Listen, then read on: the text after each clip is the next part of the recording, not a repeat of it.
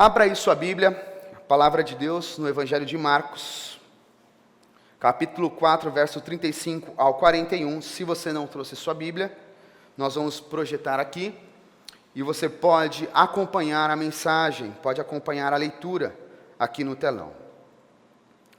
Como de costume, hoje vou ler na tradução da Bíblia a mensagem.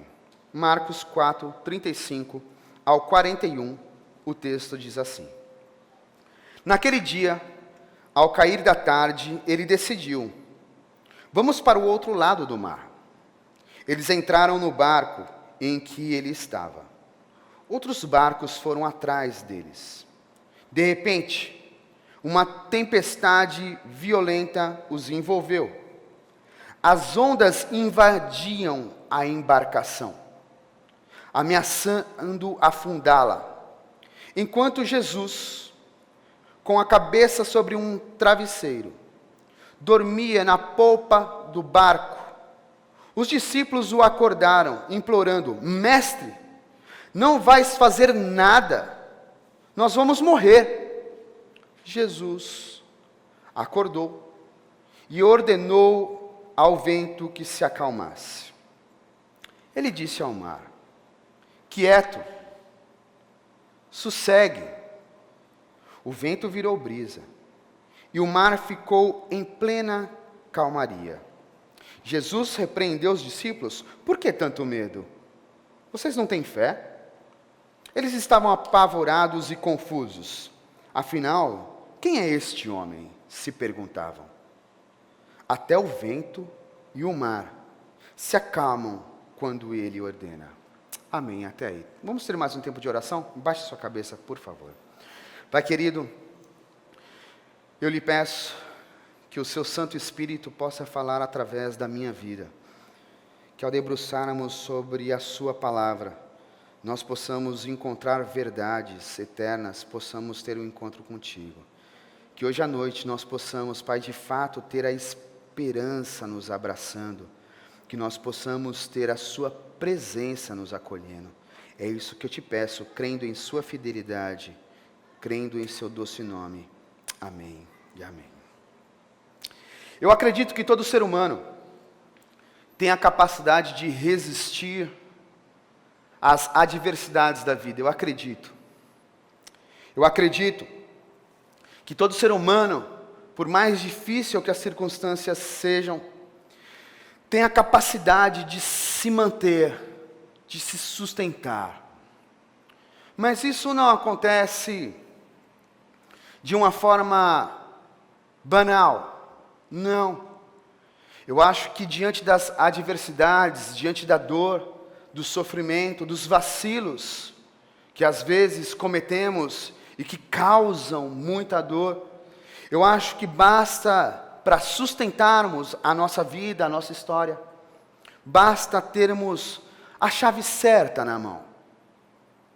É com a chave certa na mão que nós encontramos, de alguma maneira, coragem para encarar as circunstâncias. É com essa chave na mão que nós adquirimos força para nos mantermos firmes na vida. E quando eu digo chave, eu não estou falando de uma chave qualquer.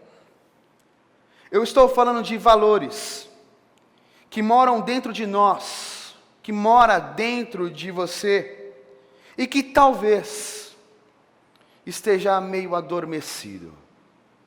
Eu estou falando de valores, de verdades eternas, que já estão dentro de você e que talvez há algum tempo já está sonolento, apático. Eu acredito que se nós acordarmos esses valores, se nós conseguirmos levantar novamente esses valores, nós temos condições de nos sustentar, de firmar os nossos pés. E mesmo que a turbulência seja muito, muito grande, nós conseguimos nos manter, porque existe algo dentro de nós que finca a nossa raiz na vida. Eu acredito nisso. Tenho para mim que ficar dizendo, acreditando que nós somos vítimas das circunstâncias, do acaso, ficar repetindo que nós somos vítimas de histórias duras, negativas, seja circunstâncias difíceis sociais, biológicas ou o que mais você possa imaginar, ficar se vitimizando não fará você sustentar a vida, caminhar na vida. Tenho a impressão que abraçar o desespero, porque quando a gente começa a se vitimizar, de alguma maneira o desespero vai chegando perto. Abraçar o desespero, tenho a impressão que é o primeiro passo para a vida morrer. Então eu quero deixar um primeiro ponto para você. Não morra antes da hora. Por favor, não deixe sua vida desfalecer antes da hora, porque ainda há esperança. Por favor, não deixe a sua vida minguar antes da hora. Não morra. Acredite sim que você pode ter uma vida plena, bonita. Morrer não é apenas uma questão biológica.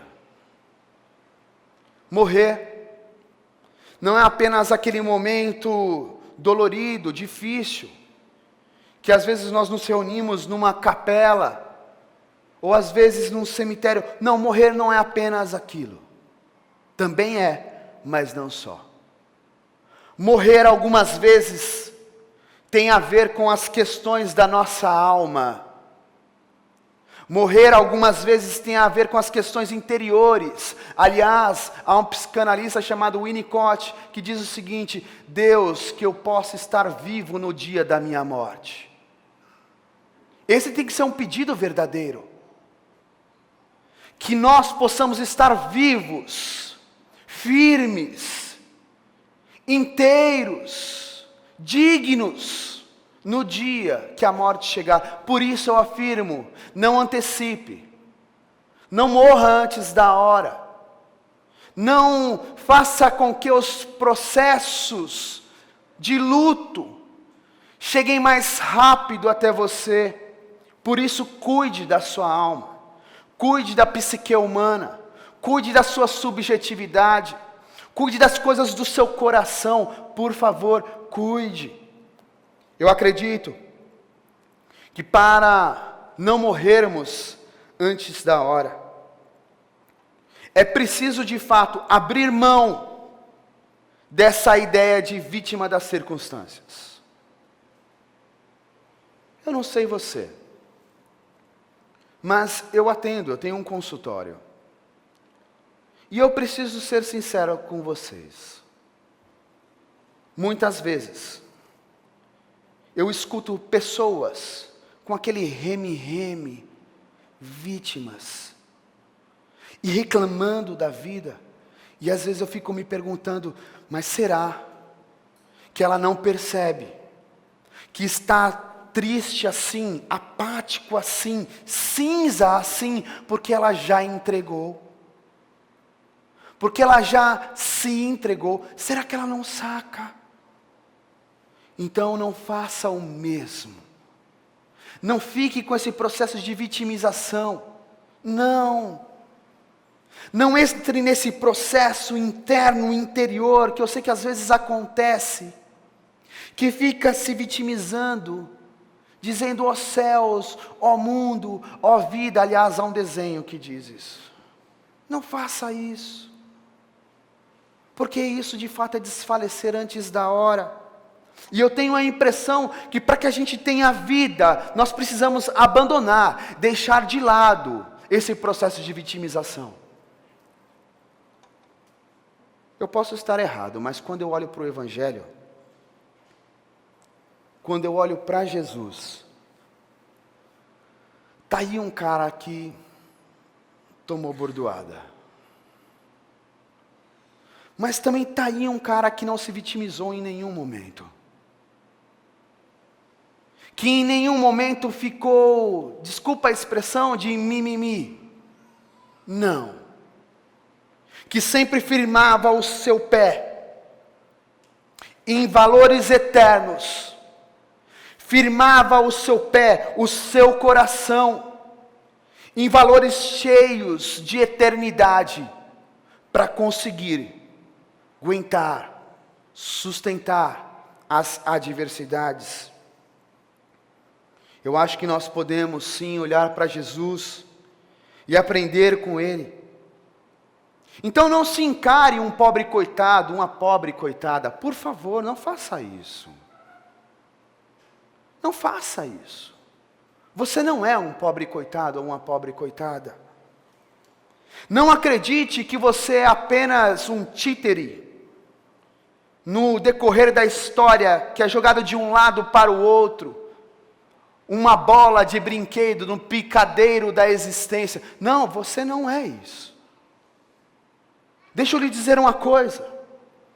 Você não é um títere, você não é uma bola de brinquedo, você é uma imagem e semelhança de um Deus cheio de vida. De um Deus, inclusive, que propõe para todos nós um processo de cooperação para a construção da vida. Então você não é esse pobre coitado, essa pobre coitada. Você não é, você é filho, filha de Deus. De um Deus que nos convida para construir a história. Você é a imagem e semelhança daquele que é a esperança. A esperança encarnada. Você é a imagem e semelhança daquele que tem rios de águas vivas fluindo. Você é a imagem e semelhança deste Deus. Mas talvez você esteja aí sentado agora, cá com os seus botões, aliás, aí com os seus botões, dizendo: Will, mas eu me vejo à deriva, hoje, agora, nesse instante, quando eu olho para a minha história, eu me vejo à deriva. Inclusive me sinto desesperado, desesperada. Então, deixa eu lhe dizer uma coisa, a partir do texto que nós lemos. Está na hora de você despertar a esperança. Está na hora de você ir até a esperança, chacoalhá-la, e dizer: levanta, levanta, porque eu preciso da sua presença. Está na hora de você acordar a esperança que sim está dentro de você. Desperte os valores de Jesus de Nazaré que já estão em você. Desperte os valores que enfrentaram a cruz. Os valores que enfrentaram a crueldade e anunciaram em alto e bom som: você, cruz, crueldade, perversidade, não tem a palavra final. Desperte esses valores que estão dentro de você. Talvez estejam adormecidos. Talvez já faça algum tempo que você nem tenha esse contato com essa esperança. Talvez já faz algum tempo que você deixou de lado, mas está na hora. Se você se vê desesperado, está na hora de você acordar a esperança que mora dentro de você. A esperança para nós cristãos é o Deus Emanuel. Ele está conosco, vive entre nós, mora em nosso coração. Deixa eu lhe dizer uma coisa. A esperança cristã não teme o que é negativo. Não. A esperança cristã não teme as tempestades. A esperança cristã não teme as vicissitudes da história. A esperança cristã não teme o fracasso. porque ela sabe que a vida é assim. A esperança cristã olha para tudo isso e entende que a história é assim. Porque inclusive com o nosso mestre, aquele que nós chamamos de Senhor, também foi assim. Mas há um outro detalhe: a esperança cristã, a que foi crucificada, também é aquela que abriu as portas, a perspectiva para a ressurreição, para a restauração. Esperança cristã que não teme, mas que sabe que quando nós nos mantemos firmes, persistentes, abraçados a valores eternos, sim, haverá restauração e ressurreição. A cruz não foi capaz de parar a esperança cristã.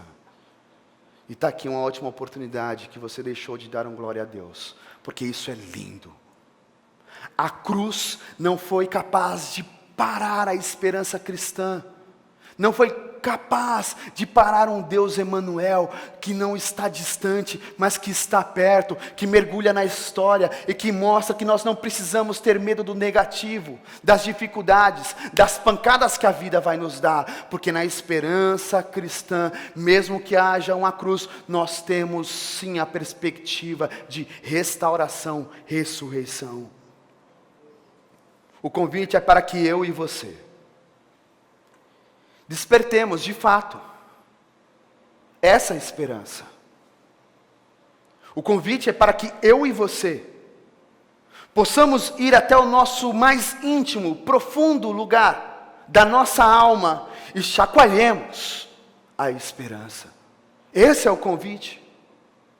O convite é para que eu e você possamos ter um encontro novamente com Jesus que está dentro de você. Will, mas eu nunca nem vim na Bethesda, é a primeira vez. Deixa eu lhe dizer uma coisa: o Deus expresso em Jesus de Nazaré é um Deus Emanuel para toda a humanidade. Ele já está aí dentro. Ele já mora em você. Talvez o que falta é você despertá-lo dentro do seu coração. Talvez o que falta é você de alguma maneira ir até o seu encontro e dizer: Jesus, acorda, porque eu preciso de você, preciso da sua companhia. Saiba de uma coisa: a esperança cristã sim está em nós. Mora no profundo do nosso interior, no íntimo da nossa alma. Eu acho isso tão lindo.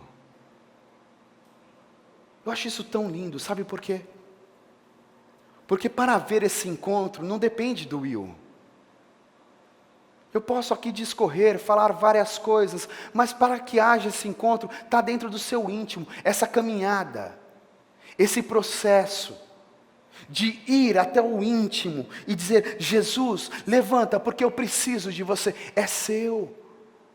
Eu não tenho como fazer isso por você, apenas você pode fazer, apenas você pode ir no íntimo para ter esse espaço de falar: esperança, Jesus de Nazaré, levanta, porque eu preciso da sua companhia. Isso é seu, é o seu interior. Me diga uma coisa, aliás, me diga não, pense aí com sinceridade. Para que ficar se debatendo com os seus fantasmas, se você tem um Deus persistente, companheiro, fiel, verdadeiro e que pode inflar dentro de você? Para quê? Me diz uma coisa: para que ficar se debatendo com os seus fantasmas, com o desespero? Se você tem um Deus, companheiro, amigo, que está disposto a fazer morada em seu coração, para quê? Para quê? Aliás, há um verso que diz o seguinte: do que reclama o homem dos seus próprios males? Talvez a nossa grande reclamação, o nosso reme-reme, o nosso mimimi, tem muito a ver com as nossas questões e porque a gente não tem coragem de acordar a esperança que está em nós. Se a tempestade da vida chegou até você, gostei disso aí. Se a pancada da vida chegou até você, está na hora de despertar Jesus de Nazaré que mora aí dentro. Aquele que aquieta vento, aquele que aquieta turbulências, aquele que nos proporciona paz, aquele que nos traz bem-aventuranças, aquele que nos prometeu vida e não pela metade, vida plena, aquele que sempre nos olha com misericórdia, aquele que sempre tem compaixão da nossa história, aquele que quando vê você sofrendo, quando vê a lágrima escorrendo, ao invés de ser sádico, ficar brincando com a situação, enxuga as suas lágrimas. Este, Jesus, é essa a esperança que eu estou dizendo. É este Jesus que mora dentro de você, que caminha com você e que está aguardando simplesmente que você diga: Jesus, levante-se porque eu preciso de você na minha história. Talvez outras dúvidas tenham pipocado na sua cabeça e você esteja aí: mas pastor, eu não consigo. Eu me vejo paralisado, estático, preso. Eu me sinto amedrontado, amedrontada, diante das porradas e turbulências. É assim que eu me vejo, pastor. Eu não consigo. Então eu te respondo, também voltando ao texto que lemos. Você precisa parar de ter medo, ou você, melhor dizendo, não precisa ter medo. Tenha fé. Jesus, ao lidar com as circunstâncias, perguntam para os discípulos: por que tanto medo? Tenha fé. Para que tanta insegurança, Will? Tenha fé. Para que, Will, ficar tão desesperado? Tenha fé, você não está sozinho. Mas eu não estou falando de uma fé qualquer. Porque talvez você fale o seguinte: Will, mas eu tenho fé. Mas eu estou paralisado. Eu tenho fé, eu venho na Bethesda todas as quintas. Domingo eu bato o cartão no culto da manhã e no culto da noite. Eu venho, eu assisto todos os vídeos do pastor Ricardo, do pastor Vini, do pastor Eliel, seu, da Jerusa, de todo mundo. Eu assisto, eu tenho fé. Deixa eu dizer uma coisa. Não basta apenas ter fé em Jesus. Guarde essa expressão dentro do seu coração. Não basta para sustentar a vida, para fazer ela bonita, para fazer ela frutífera, não basta apenas ter fé em Jesus. É preciso ter a fé de Jesus. É preciso ter a fé do Mestre. É preciso ter a fé que pulsa no seu coração. É preciso ter a fé daquele que, quando vê todas as adversidades e que, angustiado, percebe-se em gotas de sangue rolando no seu rosto, continua dizendo: todavia seja feita a tua vontade, porque essa é uma vontade cheia de amor, sabendo que haverá cruz, mas há perspectiva de ressurreição. É preciso ter esta fé de Jesus. Então, o segundo ponto que eu quero deixar para você: para enfrentar o medo, evoque, convide, clame, ore, como você quiser, para ter a fé de Jesus.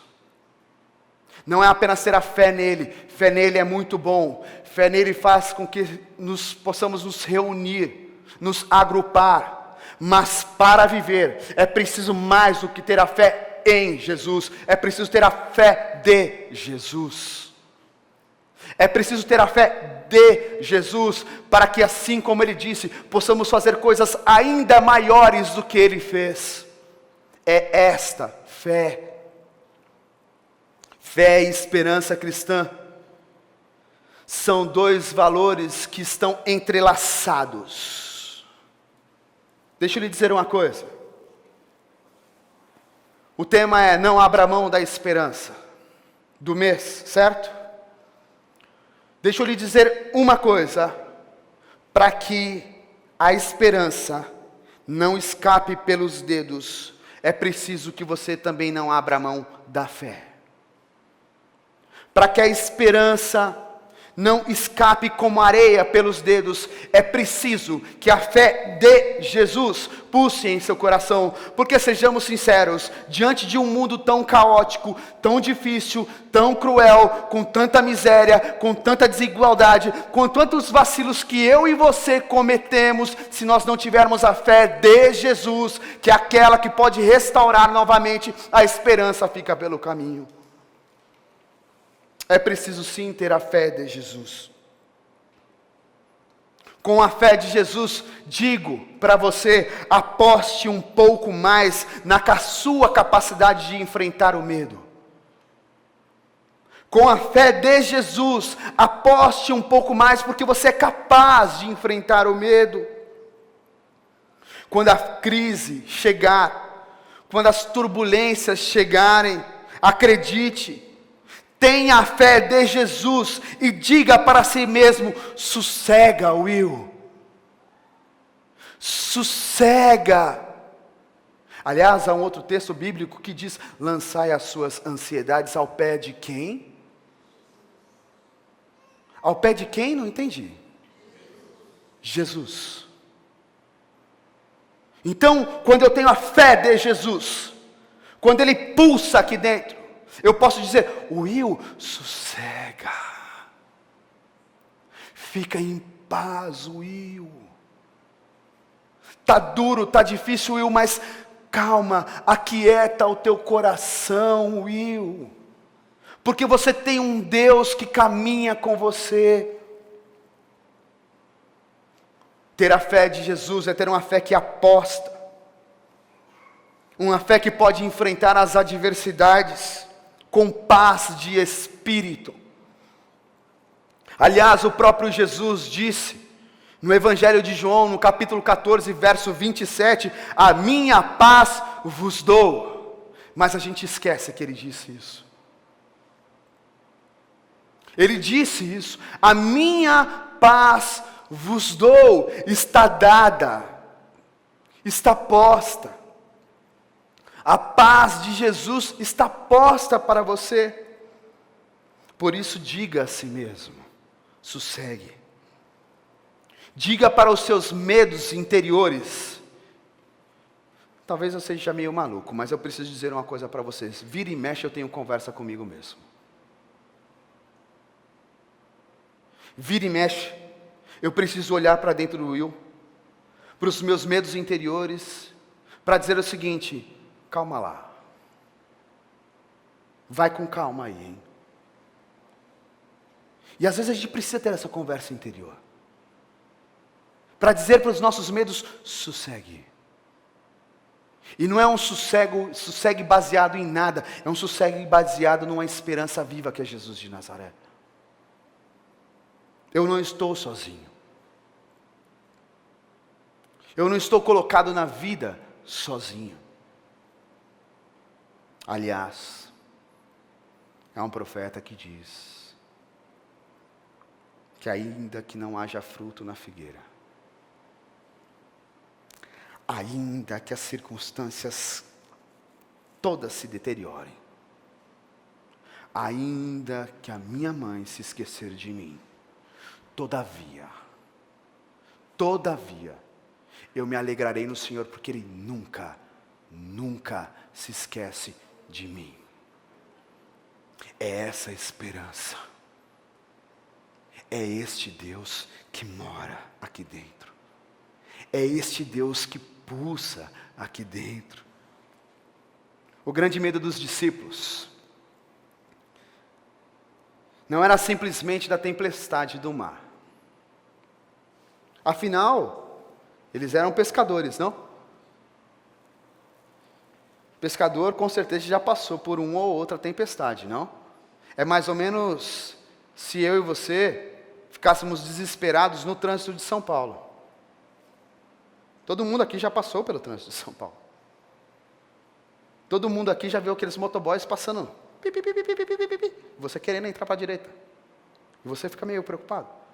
Mas isso não nos tira a paz. Isso não nos deixa desesperados. Então eu tenho a impressão que esse texto não está falando apenas da tempestade que há no mar. Ele está também falando de uma tempestade que se iniciou do lado de dentro dos discípulos. Uma tempestade que iniciou dentro do coração deles. Uma tempestade e o medo de sucumbir, de tudo acabar, porque algo aqui dentro estava assim deteriorado. Tenho a impressão que a tempestade de fora, de alguma maneira, iniciou uma tempestade do lado de dentro. Assim como eles, vira e mexe. Eu e você também somos assim. Assim como os discípulos. Quando as circunstâncias adversas na nossa vida acontecem, vira e mexe, as coisas aqui do lado de dentro também desordenam todas. Nós temos medo de não dar conta.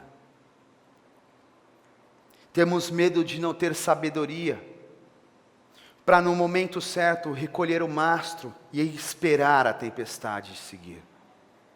Temos medo de não saber proteger a embarcação, a nossa vida, a nossa história, o nosso corpo. Nós temos medo. Temos medo de não ter a palavra e o gesto certo para tentar aquietar as coisas. Temos medo. Medo de não conseguir proteger as pessoas que amamos, que estão conosco nessa viagem, nessa jornada. Temos medo. Muito medo. Mas há um outro texto bíblico que eu queria deixar para você. É em nossas fraquezas que o Deus Emanuel se fortalece. Em outras palavras, é na minha e na sua fraqueza que a esperança ganha ainda mais vida. É na minha e na sua fraqueza que a esperança ganha ainda mais vigor. É na minha e na sua fraqueza que a esperança vai ganhando ainda mais potência. É na minha e na sua fraqueza que Jesus de Nazaré se apresenta como o restaurador da vida, da história. Então eu insisto. Nessas horas de medo intenso, dar um passo a mais é essencial. Nessas horas de medo profundo, se lançar, dando um passo a mais, é essencial. E isso é fé. Porque eu vou apostar que este passo será de fato um movimento de, mesmo com a minha fraqueza, a esperança se apresentar com vigor e força.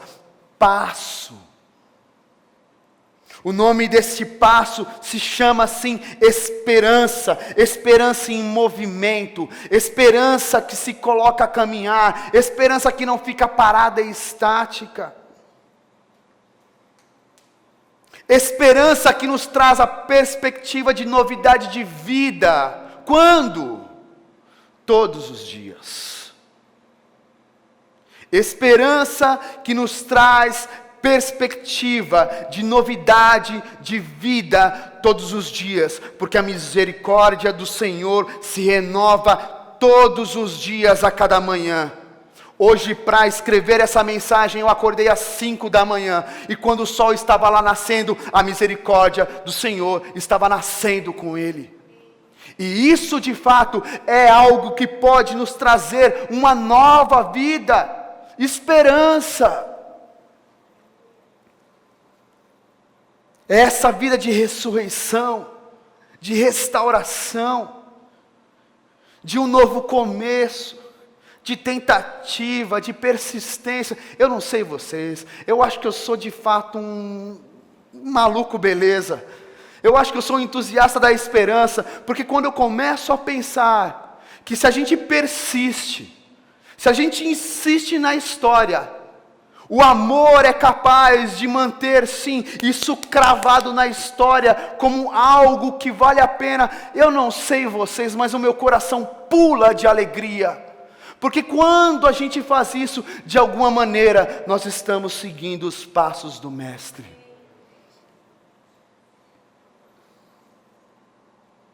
Ter a mesma atitude de Jesus é dar um passo a mais, cheio de fé, sabendo que sim, a esperança pode ser renovada. Então, deixa eu lhe dizer uma coisa. Se você está entristecido, entristecida, se as coisas não foram boas para você durante esse início de ano, ou não vem bom já há algum tempo, se você está abatido ou abatida, se você começa a se perceber desesperado, se você olha para a sua história e o que você vê é apenas turbulência, deixa eu lhe dizer uma coisa: acredite em você e dê um passo a mais. Enfrente suas tormentas com os valores do reino. Quais são eles, Will? Persistência. Quais são eles, Will? Amor. Quais são eles, Will? Perseverança. Valores do reino. Valores de Jesus de Nazaré. Deixa eu lhe dizer uma coisa, para eu encerrar. O bom amigo está no seu barco. Talvez você ainda não tenha percebido. Talvez você tenha o deixado dormindo por anos e anos. Mas eu afirmo que o bom amigo está no seu barco. Então, quando as forças faltarem, quando o medo se agigantar em você, acorde ele dentro de você. Acorde o bom amigo, porque ele está dentro de você. Will, você não me conhece, não sabe nada da minha história, você não sabe o que eu já fiz. Fica tranquilo, eu não preciso saber. Sabe por quê? Porque eu sei quem é Jesus. Eu não preciso saber o que você fez ou deixou de fazer. Talvez você está cheio de culpa dizendo: Will, mas eu já fiz tanta coisa na vida, não é possível. Fique tranquilo, fique em paz. Não preciso saber, não importa o que você fez ou deixou de fazer, porque eu conheço Jesus, aquele que diz que a graça é para todos. Conheço o Deus que vive e vive para sempre, que diz que sim, a compaixão é para todos. O Deus que prefere nos chamar de filhos e filhas. Eu não preciso saber da sua história, eu só preciso me lembrar, e isso é esperança. Esperança é também rememorar. E é também celebrar, porque nós temos um Deus gracioso que vive e vive para sempre. E não importa o que eu faça ou deixe de fazer, ou o que você faça ou deixe de fazer, a esperança está disponível a qualquer instante. Sim, acorde Jesus, aquele que acalma o nosso mar. E mais do que o mar da vida, aquele que acalma o nosso coração. Aquele que nos traz quietude. Aquele que, assim como uma outra história, quando os discípulos estavam num quarto desesperados, perdidos, desnorteados, ele entra de forma tranquila, serena e diz: a minha paz vos dou.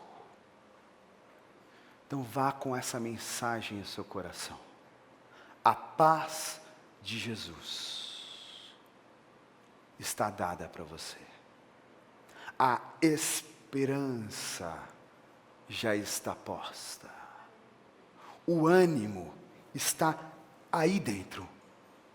Basta que você vá lá e fale: levanta, porque eu preciso de você construindo a história comigo. Levanta, porque eu não consigo me ver trilhando na vida, dando passo após passo, sem a sua companhia, porque a sua companhia me traz um bem, me traz plenitude, e isso faz com que eu me mantenha firme, mesmo que a turbulência chegue. Jesus de Nazaré. Não abra mão da esperança. Sem ela, eu e você não conseguiríamos nos sustentar diante das tribulações. Não abra mão de Jesus de Nazaré. Sem Ele, a vida perde sentido. Sem Ele, o amor fica pelo caminho. Sem Ele, nós não temos mais fôlego de vida. Não abra mão de Jesus de Nazaré. Fique em pé. Eu quero